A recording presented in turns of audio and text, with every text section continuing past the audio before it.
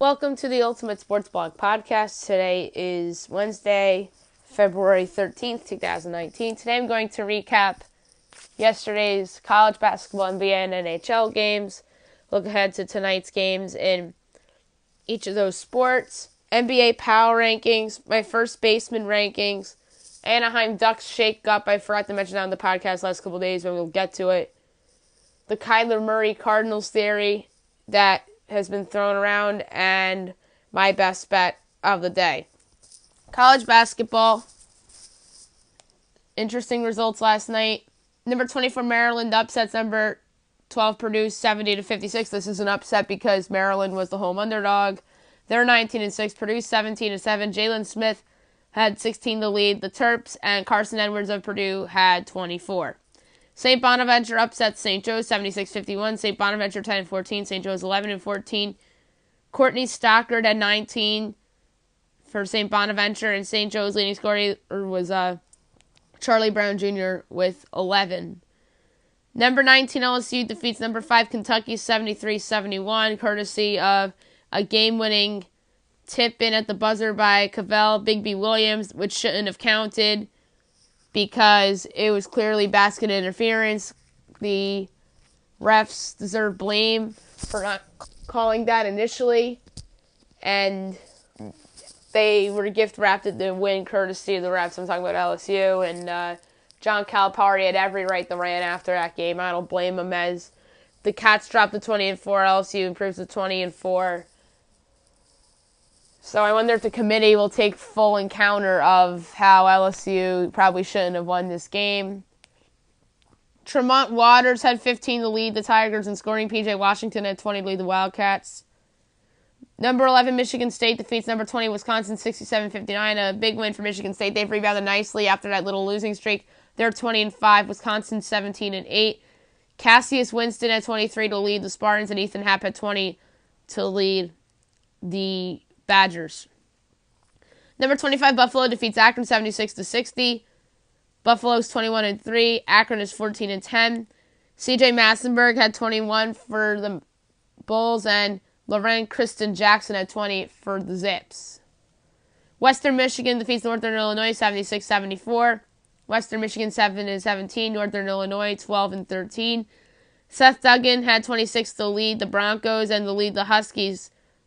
Eugene Herman had 29. Texas A&M defeats Georgia 73-56. Back-to-back wins for Texas A&M has them now at 10-13. Georgia's 10-14. TJ Starks had 19 for the Aggies, and for the Bulldogs with 18, Nicholas Claxton. Boston College defeats Pitt 66-57. Boston College is 12-11. Pitt drops to 12-13. Kai Bowman had 14 for BC, and Jared Wilson Frame had 12 for Pitt. Davidson defeats Fordham 79-69. Davidson 18-6, Fordham 10-14. Kellen Grady had 28 for Davidson. Jalen Cobb had 16 for the Rams. Quinnipiac defeats Rider 98-88 in overtime. Quinnipiac 13-10, Rider 12-13. Cameron Young had 25 for Quinnipiac, and Stephen Jordy had 17 for Rider. Bowling Green defeats Central Michigan 79-72. Bowling Green 17-7, and Central Michigan 16-8. Dylan Fry had 23 for Bowling Green, and Sean Roundtree had 20 for Central Michigan. Eastern Michigan defeats Ohio 66-57. Eastern Michigan 11-13. Ohio 11-12.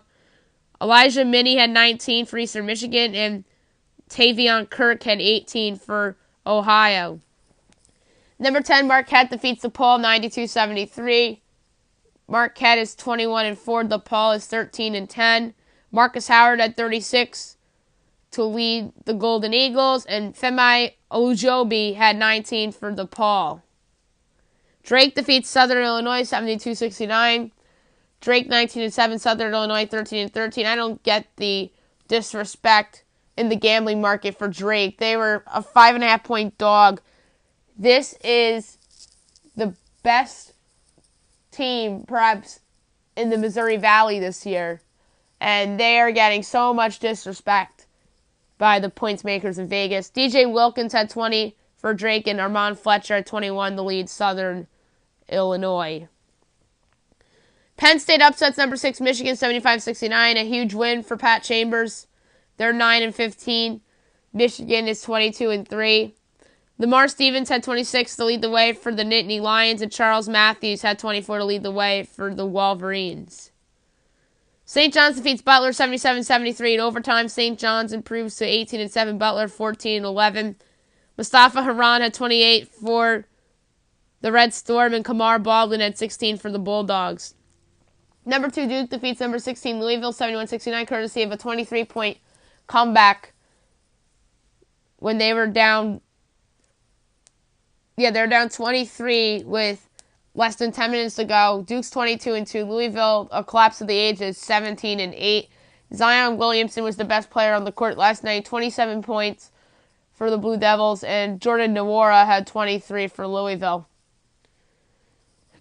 Number 18 Kansas State defeats Texas 71-64. Good win for the Wildcats. They are 19-5. Texas is 14-11.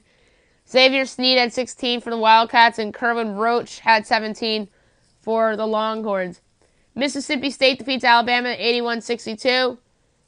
The Bulldogs are 17-7. Bama's 15-9. Lamar Peters had 22 for the Bulldogs, and Kira Lewis Jr. had 17 for the Crimson Tide. Missouri defeats Arkansas 79-78. Missouri's 12-11. Arkansas is 14-10. Jeremiah Tillman had 21 for Missouri, and Daniel Gafford had 26 for Arkansas.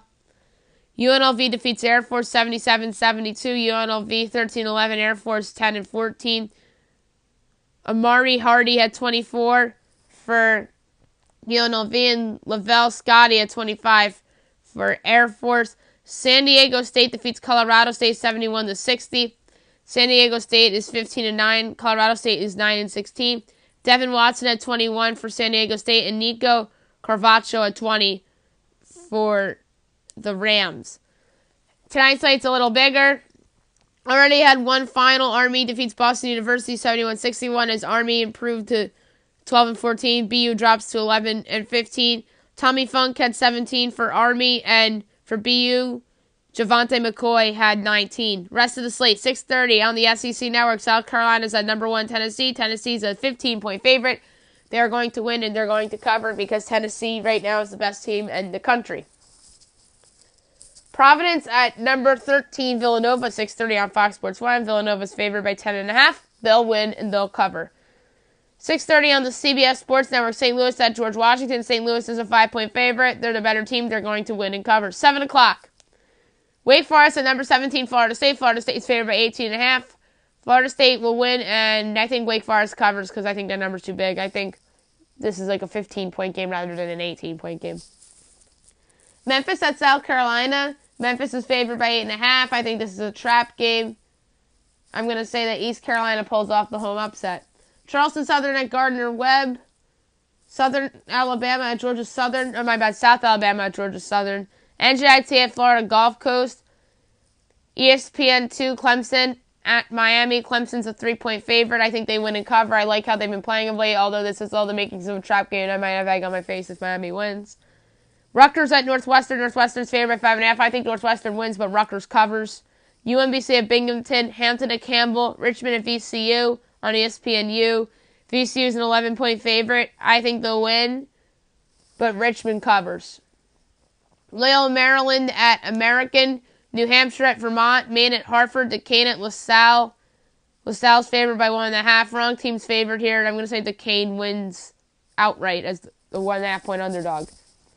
Iona at Siena. South Florida at UCF. UCF's a 7.5-point favorite. I think UCF wins, but USF covers. USF's a better team than given credit for. They're a secret at-large contender at 17-6. They have the same record as Temple, and I think that USF should be considered as an at-large, especially if they have a good AAC tournament and they don't lose silly games down the stretch.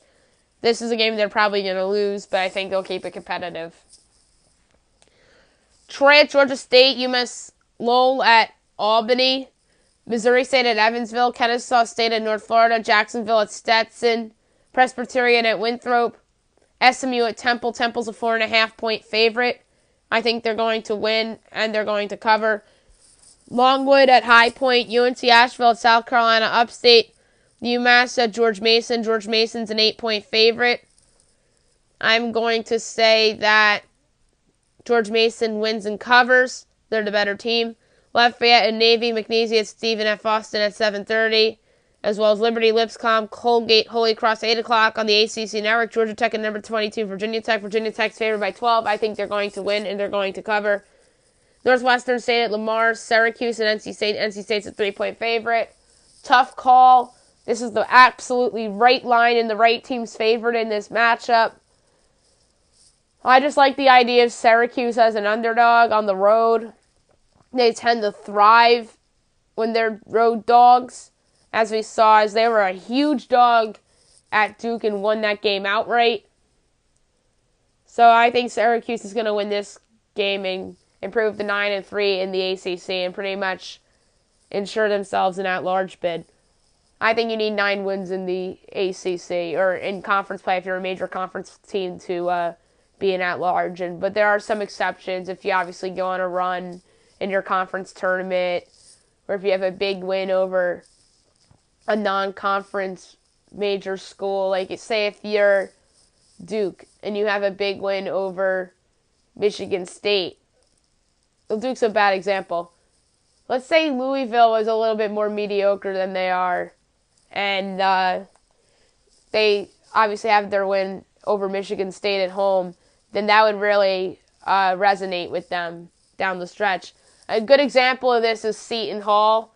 They might be under 500 in conference play when it's all said and done. But if they get an at-large with an 8-10 record in Big East play, they're going to look at their win over Kentucky and say, okay, you prove that you belong in here. And then they also have the win over Maryland as well, so don't forget about that. So give me Syracuse on the road. Illinois State at Northern Iowa, Houston Baptist at Central Arkansas, Abilene Christian at Nichols, Sam Houston State at Texas A&M Corpus Christi, Loyola Chicago at Bradley, Indiana State at Valparaiso, Incarnate Word at Southeast Louisiana, 8:30 on the SEC Network. Ole Miss at Auburn. Auburn's favored by 8. I think Auburn wins, but Ole Miss covers. That's too big of a number. Creighton at Xavier on the CBS Sports Network. That is a pick'em. Xavier's not Xavier of old. They clearly miss Chris Mack. And I think that Creighton is the better team this year. So give me Creighton to get a rare win on the road at Xavier in the year Xavier's down. Fox Sports 1, Georgetown at Seton Hall. Big game for both of these teams. Seton Hall is a 4-point favorite. I just made a case for them to be an at-large team, even with a sub-500 Big East record, if they indeed are under 500 in Big East play or finish under 500. I think Seton Hall's going to win this game and cover. I think that they have a coaching advantage with Kevin Willard over second-year coach Patrick Ewing. Best player on the court might be Jesse Govan of Georgetown, but I do think that Seton Hall gets the win at home and they cover. This reminds me a lot of the situation St. John's was in last night, but they pushed. I could totally see this being a push. I think the winner of this game gets a leg up on an at-large, and I think the winner of this game will be Seton Hall. And Seton Hall already has advantages over Georgetown because Seton Hall has, obviously, those wins over Kentucky and Maryland. 9 o'clock on ESPN2, number 15, Texas Tech at Oklahoma State. Texas Tech is a 6.5-point favorite. I think they're going to win and cover. Wyoming at Utah State. Utah State's favored by 20.5. I think they win, and Wyoming covers because the number's too big. I think that's a 15-point game rather than a 20-point game. San Jose State at New Mexico. New Mexico's favored by 16.5. I think they win and cover just because San Jose State is so bad. ESPNU, Vanderbilt at Florida. Florida's favored by 10. I think Florida wins and covers. I don't feel super about them covering. Big Ten Network, Minnesota at Nebraska. Nebraska's a 4-point favorite. That team's season has gone in the drowns. So give me Minnesota to pull off the upset on the road to strengthen their at-large case. 10 o'clock on the Pac-12 Network, UCLA at Cal. UCLA is a 7.5-point favorite. Cal's had the year from hell So is UCLA by their standards. So give me UCLA to win, but I can see Cal getting up for it and making this thing competitive. So I'm going to say UCLA gets the close win. Cal State Northridge at UC Davis, Long Beach State at Cal State Fullerton, 10:30 CBS Sports Network, Boise State at Fresno State. Fresno's favored by 6. They're going to win and cover. They're better than Boise. Fox Sports 1, Arizona State at Colorado. Colorado is the 1-point favorite. Wrong team's favored here. I think Arizona State should be favored by 2.5. I think Bobby Hurley's team is going to win as a 1-point dog. They thrive as dogs, and they need this one to secure themselves an at-large spot. And then 11 o'clock on ESPNU, USC at Stanford. Stanford's favored by 1. This is probably... Actually, I don't know if this is the Pash-Walton special, or at least Walton will be a part of it, because Pash, I believe, is doing NBA tonight. But this would normally be a game that they would do, like a random game like this. Bill Walton will probably be in Cal doing the UCLA Cal and the Pac-12 Network, because I know Walton does work for them, and I do believe Pash is on NBA tonight. Stanford's favored by 1. Both of these teams have had bad seasons, especially USC. I think Stanford's going to win and obviously cover the 1 point. It's just because of how bad of a year USC's had this year. And Stanford's picked off some random teams this year. NBA. Small slate last night. Only 5 games. The Hawks upset the Lakers 117-113. Now everybody's speculating, when's Luke Walton going to get fired? Atlanta improves to 19-38. Lakers dropped to 28-29.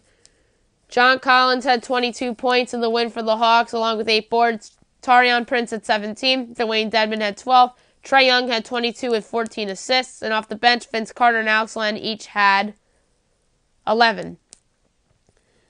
LeBron James, 28 points, 11 boards, 16 assists. Kyle Kuzma, 19. Ingram had 19. Reggie Bullock had 15. And off the bench, Rajon Rondo and Kentavious Caldwell-Pope each had 13. The Celtics defeat the Hawks 112-109. Kyrie Irving didn't play. And the Boston Celtics still find a way to win. They are 36-21. I saw somewhere today that they're 10-2 without Kyrie Irving, which is pretty darn impressive. Philadelphia is 36-21, so both of these teams have the same record. If the season ended today, this is your 4 versus 5. I don't think that's going to be the case. I think Indiana is eventually going to slip once they face good competition away from home. Gordon Hayward led the Celtics in scoring off the bench with 26 points. He's starting to look like himself again.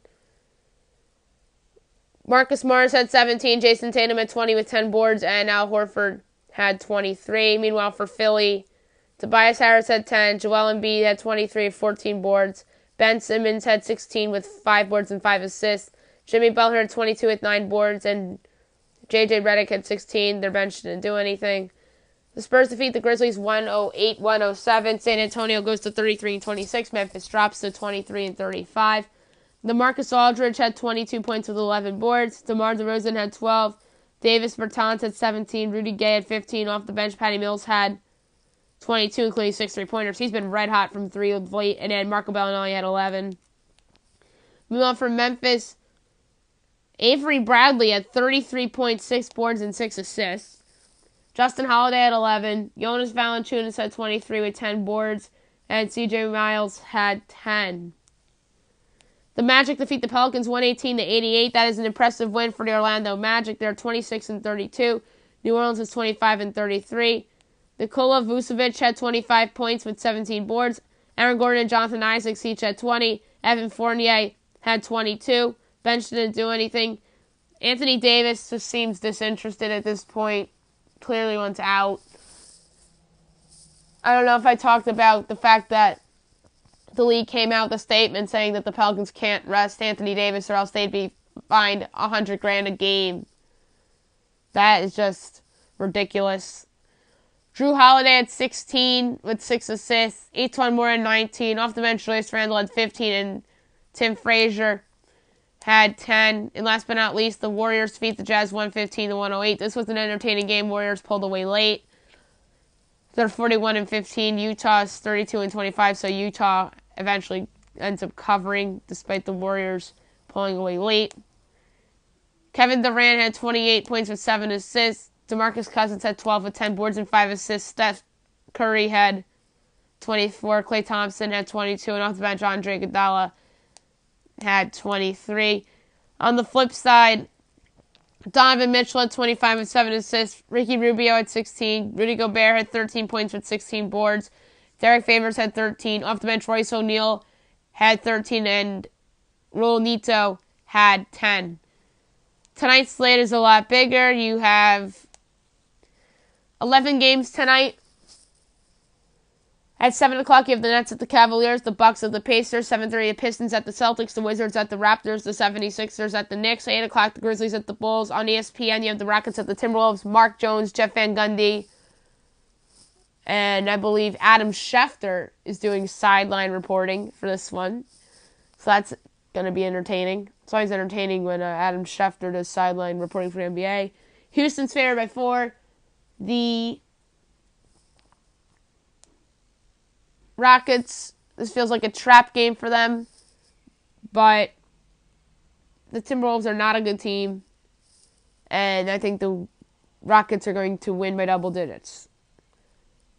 8:30, the Heat at the Mavericks. 9 o'clock, the Kings at the Nuggets. 10:30, the Suns and the Clippers. And on ESPN, the Warriors at the Trailblazers. Golden State's a 3-point favorite. That is the absolute right line for this game. And guess what? I think Portland's going to upset them. I think Damian Lillard and CJ McCollum are going to get up for this.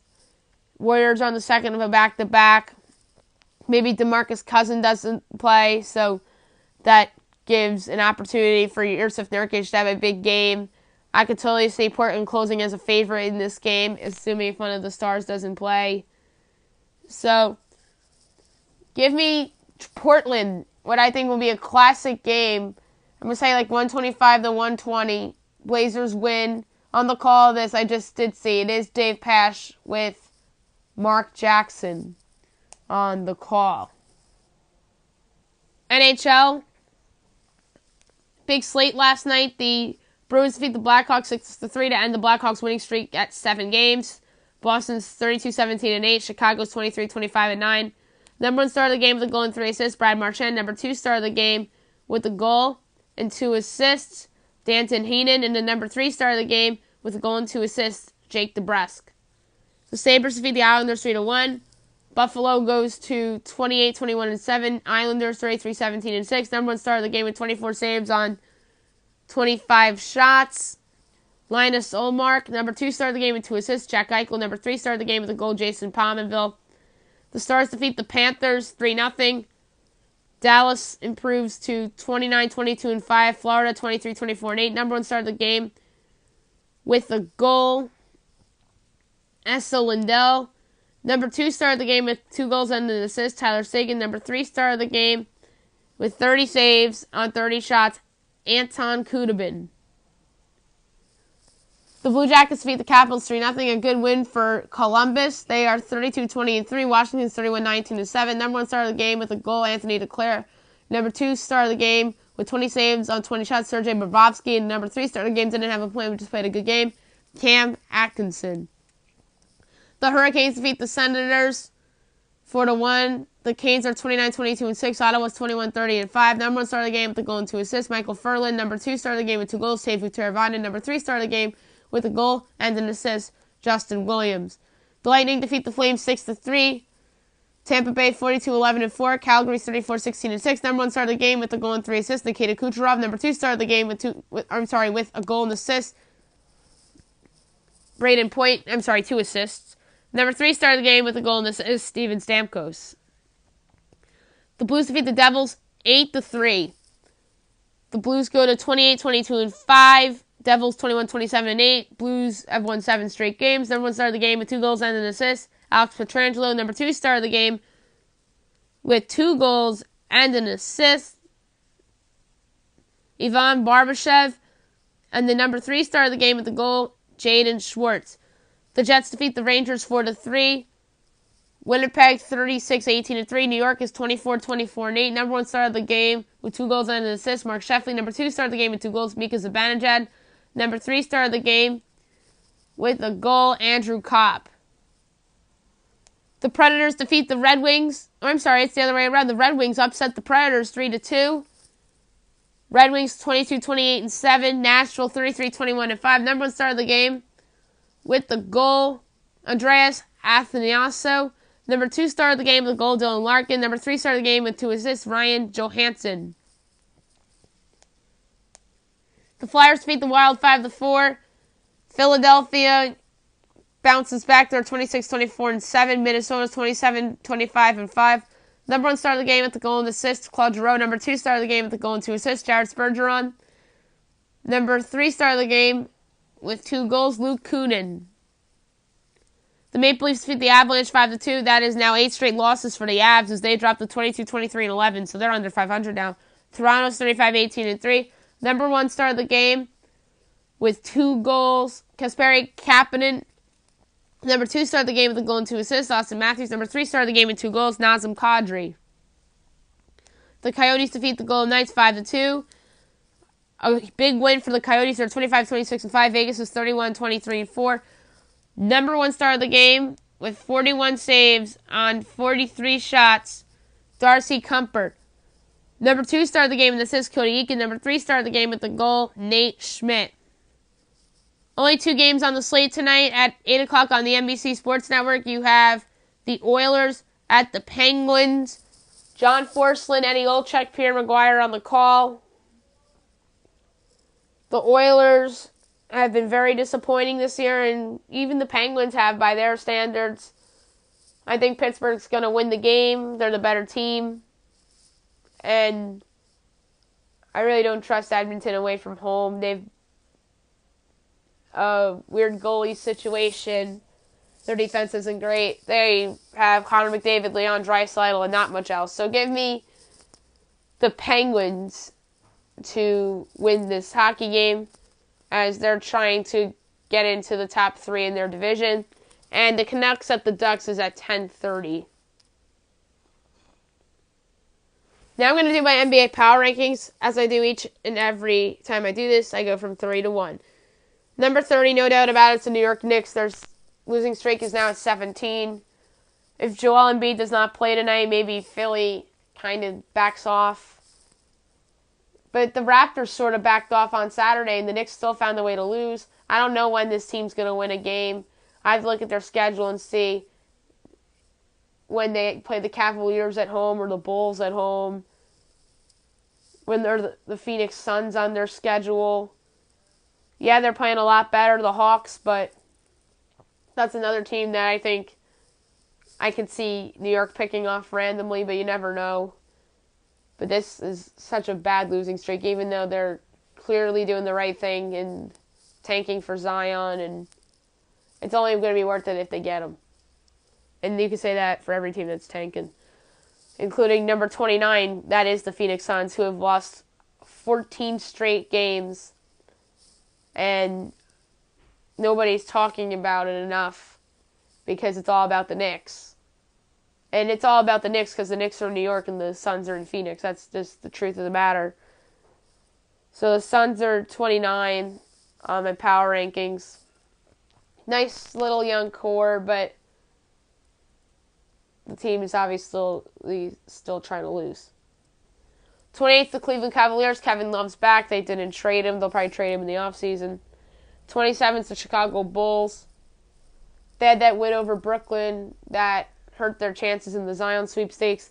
Number 26 is the Memphis Grizzlies. They have to be taken seriously in the tanking Pazula now after the trading of Marc Gasol. Number 25 is the Atlanta Hawks. They're out of the bottom 5 because they've been playing good basketball. They upset the Lakers last night, and I believe they beat the Wizards over the weekend. Number 24 is the New Orleans Pelicans. This is another one to watch in the Tankapalooza. They're not going to play Anthony Davis a lot of minutes. Number 23 is the Orlando Magic. They've played themselves out of that with blowout wins over the Bucks and the Pelicans, although they probably should be going towards Zion rather than going towards the playoffs because this team's been stuck in mediocrity ever since Dwight Howard left. Or I should say in the abyss rather than mediocrity. Mediocrity is another team I'm going to mention in a few minutes That's from the same state as the Magic. Number 22 is the Minnesota Timberwolves. Another team that's sort of in the abyss. They beat the Clippers the other day, but I don't think they're going to be going anywhere towards the playoffs. 21 is the Washington Wizards. That was a bad loss against the Hawks the other day. Kind of a roster do-over with the trading of Otto Porter Jr. Number 20 is the Dallas Mavericks. People are saying that this team is trying to lose. I really don't buy the fact that they're tanking. If they were tanking, then Luka Doncic would be sitting every other day. Number 19 is the Detroit Pistons. They've been playing good basketball of late. Number 18 is the Miami Heat. This is a team that's been, I think, stuck in mediocrity. They've been getting either lottery picks in the back of the lottery or sneaking in as a 7 or 8 seed ever since LeBron James left.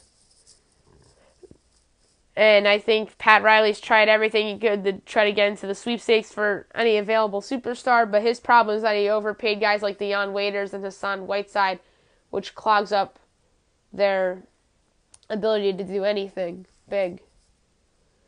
Number 17 is the Charlotte Hornets. This team has been very inconsistent. They'll probably be in the playoffs.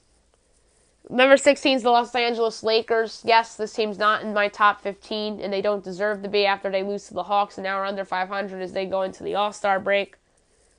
No team is facing more pressure in the post-All-Star break than the Los Angeles Lakers. And no coach is under more pressure in these last couple weeks of the season than Luke Walton, or else he's going to lose his job. I think he's out regardless of what happens. If they make the playoffs and lose in the first round, he's gone. The only way he keeps his job is if they're in the Western Conference Finals somehow, which I think is not happening. I clearly overrated this team before the year. But in fairness, this team was 4th in the West at 20-14, and then LeBron James got hurt, and this team's season has fallen in the abyss. And now I think has to be considered the most disappointing team in the NBA right now.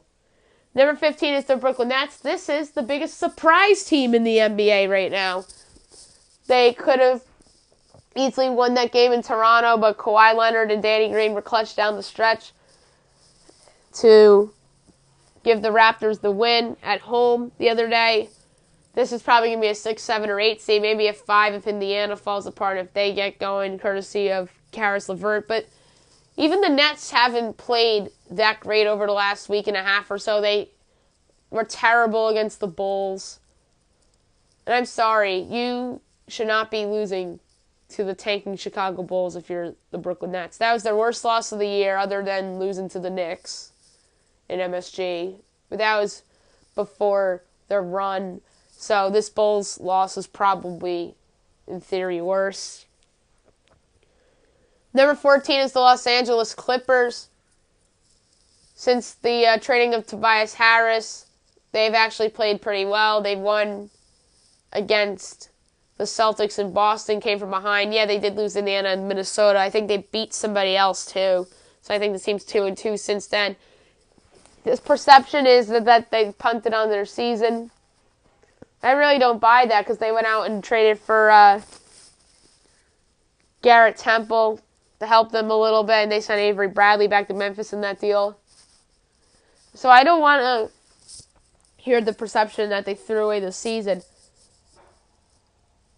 Like, talk to me if they finish the year under 500 and are sitting their key players down the stretch. Then you can tell me that they've given up on the season. If they've given up on the season, then I wouldn't be surprised if we're seeing the random DNP rest for guys like Shai Gilgeous-Alexander and Montrezl Harrell, who are 2 key cogs to the Clippers' future. Number 13, the Sacramento Kings. You could argue that this is the biggest surprise in the NBA this year. They certainly would be considered among that if they made the playoffs, but I don't think they'll make it. I think that either the Clippers or the Lakers will end up getting that last spot over them because, well, they're the Kings. But I could be wrong. But I just need to get off the perception of, oh, well, they're the Kings. But, like, part of me thinks that the Kings aren't going to make it, and it would be so Kings of them not to make it. Kind of like the Browns this year, that they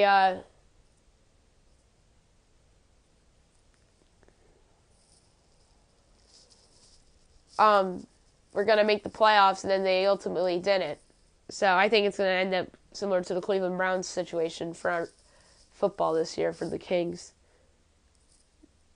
But I still don't blame them for making the trades for Harrison Barnes. You got to take advantage of any window you have to try to make a playoff push, and especially for a team that hasn't made it in a very long time in the Kings. Number 12 is the Indiana Pacers. They've actually played pretty well since the El Depot injury. Initially it wasn't good, but they started to play a little better. They crushed the Lakers. They crushed the Clippers. They beat Miami. And then they beat somebody else recently. Oh, Charlotte. So Indiana doesn't look like a team that's punted on their season either. Number 11 is the San Antonio Spurs. They've been sensational at times, but at other times they've looked bad. They had a bad week last week, and then they get the much-needed win against the Grizzlies, but they're at 11 by default. 10 is the Utah Jazz. They went toe-to-toe with the Warriors last night. This team's pretty good. 9, the Portland Trail Blazers. They're a pretty good team. I think they have a chance to knock off Golden State tonight, and I actually picked them before on the podcast. 8's the Houston Rockets. James Harden's been sensational. He's the MVP favorite right now for a reason. He's single-handedly carrying them to perhaps the top 4 seed in the West. Number 7 is the Boston Celtics. This team has been very polarizing over the past couple weeks. They lose at the buzzer to the Lakers, and Rondo hit that shot. They blow the big lead against the Clippers, which led to their fans booing them. That was Saturday night, and then Kyrie doesn't play, and then they go out and beat the Sixers in Philadelphia. They've owned the Sixers, by the way. 6 is the Nuggets. They're out of my top 5 for right now. It's not their fault, but they're still a pretty darn good team. I just don't like that they didn't do anything to improve their team at the deadline, unlike these next couple teams. 5, the Raptors. The Gasol addition, I think, will prove to be a good one. He should be playing in crunch time over Serge Ibaka. 4, Philadelphia 76ers. To me, this is easily the best starting 5 in the Eastern Conference. Their bench, I think, will eventually sort itself out. Bench didn't do anything last night, but it's better than what they had earlier in the year. Number 3 is the Oklahoma City Thunder. This team, to me, is the biggest threat to knock off the Warriors because of the elevation of Paul George's game. He'd be my pick for the MVP right now if the season ended today and not Harden, because George has led the Thunder to a top 3 record in the West, and this is the best he's ever been, and he's been a sensational two-way player this year, and I think that matters. Number 2 is the Milwaukee Bucks. I'm curious to see how the Mirotic fit plays out for them. And number 1 is the Golden State Warriors. They're number 1 until further notice. No doubts about that. Now I'm going to do my Major League Baseball first baseman rankings. There are 38 players on this list because some of them project to be platoon guys and some of them are slated as DHs on their team that really should be playing first base. And some of them are free agents on this list as well. Number 38 is Chris Davis of the Baltimore Orioles. He was the worst player in baseball last year, and he has perhaps the worst contract in baseball right now.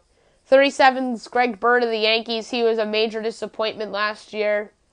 I don't think he is going to be the player that Yankee fans thought he was. Number 36 is Ryan McMahon of the Rockies. He's in a similar situation as Bird. I don't think that Colorado is sure that he's going to be the guy that they initially thought.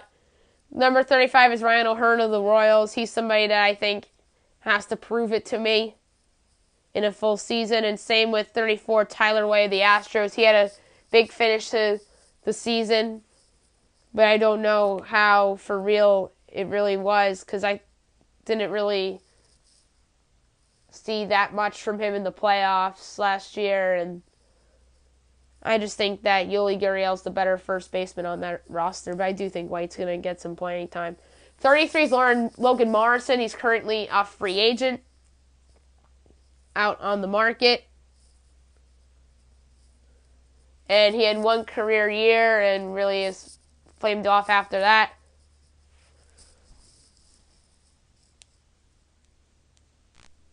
Number 32 is Steve Pearce of the Boston Red Sox, the reigning World Series MVP. I just think he was just awesome in a career year and in the contract year as well. We'll see how it goes for him this year. Number 31 is David Freese of the Dodgers. He's a player similar to Pierce. He had a big postseason, but to me he's just a role player. 30, Mark Reynolds of the Rockies. He's somebody that came in on the minor league deal. He'll provide a lot of power for them, especially in that ballpark. Number 29 is Yandy Diaz of the Rays. A lot of people are expecting him to be a breakout star this year. I'm not buying it because he really didn't do anything with the Indians. Number 28 is G-Man Choi of the Rays. He, I think, is the better bet this year for Tampa Bay to have the better season. He has a lot of power, and he can hit pretty well, too. Number 27 is Ronald Guzman of the Rangers. He's somebody that showed flashes last year. He's somebody that Texas is banking on to be a part of their core going forward.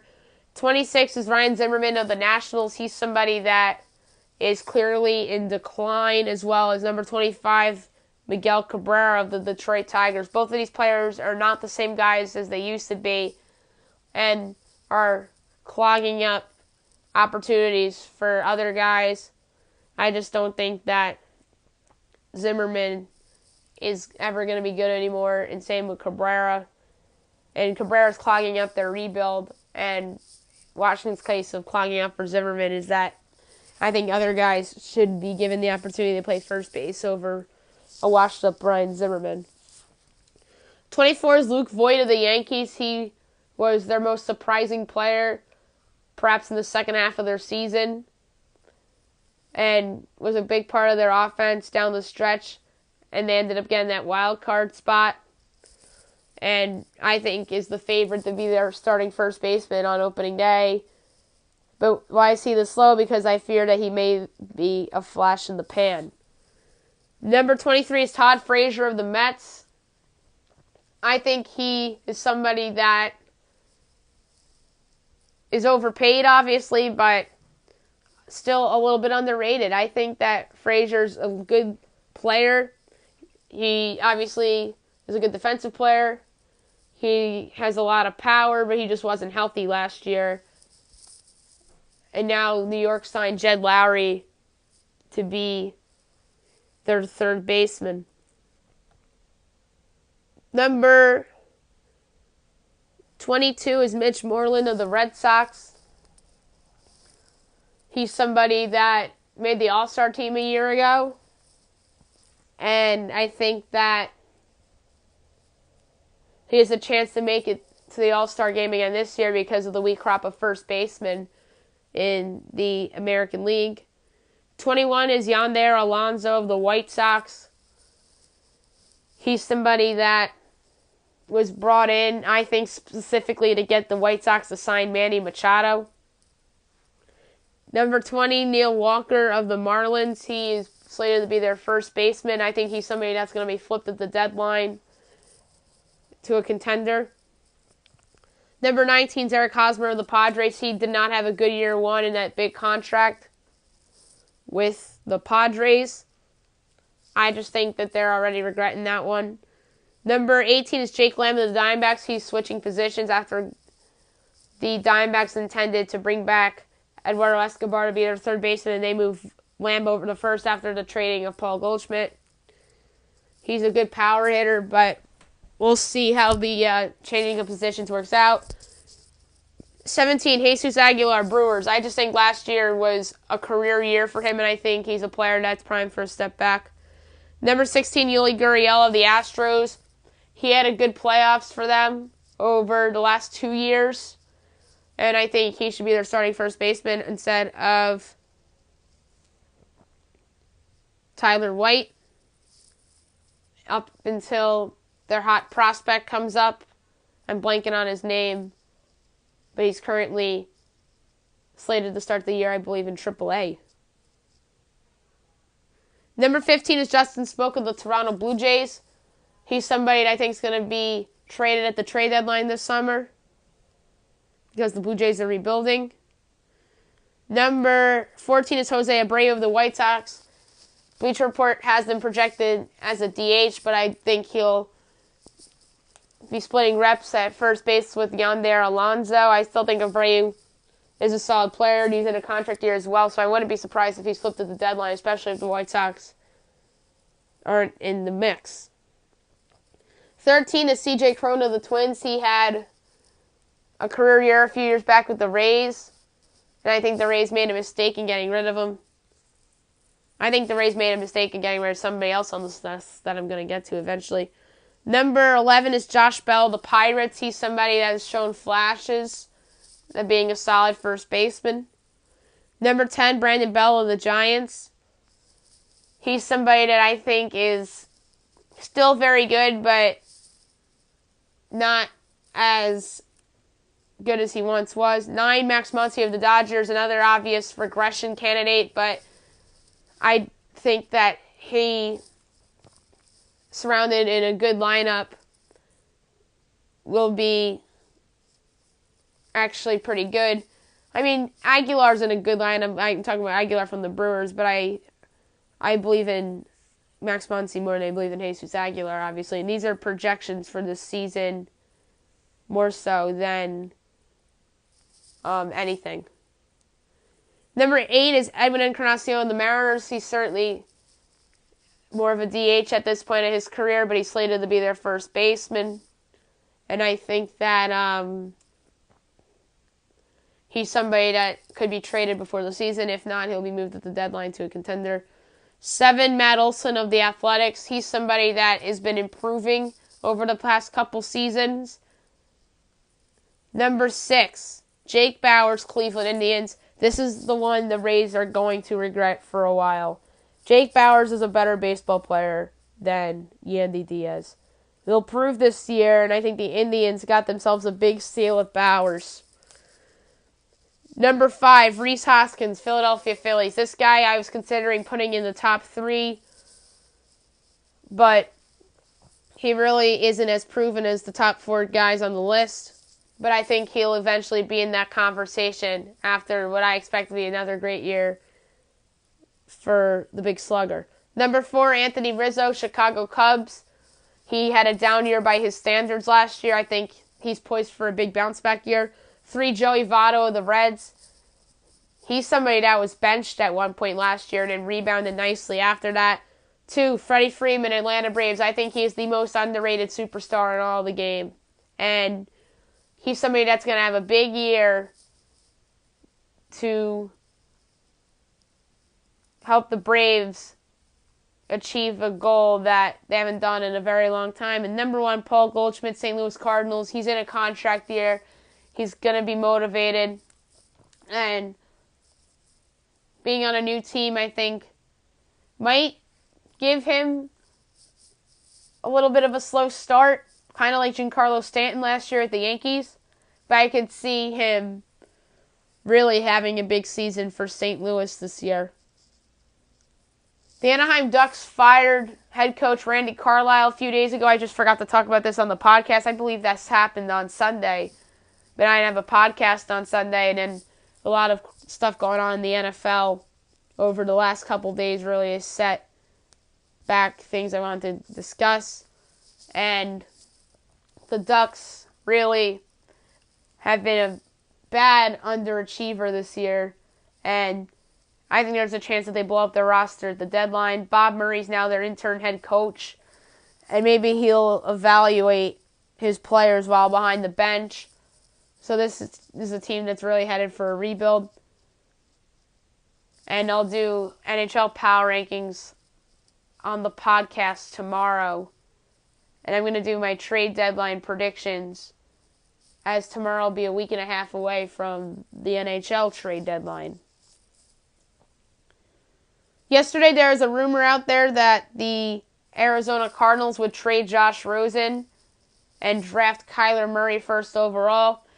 That rumor came about because Kyler Murray signed with the same agent as Cliff Kingsbury, who's the head coach of the Arizona Cardinals. And then Kingsbury also came out and made a comment saying that he'd draft Kyler Murray first overall. Apparently he came out and said that. And then there was a comment yesterday made by Cliff Kingsbury saying that Josh Rosen's our guy. My take on this is that Arizona should just keep Josh Rosen, because I think that Rosen would thrive under Cliff Kingsbury's system. And if he stays with the Cardinals, I think there's a chance that he's the breakout quarterback of 2019. There's a lot of candidates for that, but he'd be my pick right now because of the new head coach and what he can provide. But say if they were to throw Rosen out on the market and draft Kyler Murray, there's thought that they would trade him to the New York Giants for the number 6 pick, or to the New York Giants for Odell Beckham Jr., as somebody suggested on Get Up the other day. I disagree with that. I think the Giants should draft Dwayne Haskins. I've been mocking him to the Giants every mock draft I've had, and I'm going to continue to do so unless I hear other rumors. And there's another theory out there that they could trade Josh Rosen to the New England Patriots to be Tom Brady's successor, and in New England would trade them a first-round pick, which would be the 32nd pick. That's still a good first-round pick, but it's not, say, the number 6 pick. Or if they were to trade Rosen to the Jaguars for the number 7 pick. It's not as, the 32nd pick isn't the number 6 pick or the number 7 pick, but it's still a first-round pick, even though it's later in the draft. But yeah, it should be interesting to see how this Cardinals Murray Rosen thing plays out. But my prediction is that they keep Josh Rosen and Kyler Murray gets drafted somewhere in the top 10. Big trade in the NFL today. The Denver Broncos will acquire Joe Flacco from the Baltimore Ravens, as the Ravens will get back a 4th-round pick for Flacco. I think that is a good job done by Ernie DeCasa of the Ravens, getting a 4th round for somebody that isn't, frankly, as good anymore. I don't know what John Elway was thinking. I think he thinks that Joe Flacco is still good, and that Case Keenum proved to be a one-year wonder with the Vikings. The two things I just said, the Keenum being a one-year wonder and Joe Flacco isn't good anymore, both of those things are true. I don't know what John Elway was thinking. Both of those two players had similar stats last year and over the past 3 years. But good job by the Ravens by getting a 4th rounder, and bad job by John Elway. I think Elway should draft a quarterback, but he's missed on so many. Peyton Manning's the outlier, obviously, because he brought them the 2 Super Bowls, and they won 1. Trevor Siemian, not good. Paxton Lynch was a big bust. And then Case Keenum was a bust last year. what I think held them back last year. And then now they bring in Joe Flacco, who really hasn't done anything in his career outside of the 2012 playoff run. Who knows? I could be wrong. But I have a feeling that this is going to be a win for the Ravens and another black mark on John Elway's resume as general manager of the Denver Broncos. Now I'm going to do my best bet of the day, brought to you by FanDuel. It's just all basketball on this one. Villanova, Tennessee, North Florida, Hartford, VCU, Virginia Tech, Southeast Louisiana, Lamar, New Mexico, the Nets, the 76ers, the Raptors, the Nuggets, and the Clippers. Plus 731 with the payout of $8.32. I'm putting down only $1. That's it for the podcast today. I'll be back tomorrow recapping college basketball, NBA, and NHL. Look ahead to tomorrow games in those slates. Second baseman rankings. And we'll talk about any other news that happens in the world in sports, as well as give out my best bet for tomorrow. Hope you guys have a great day, everybody.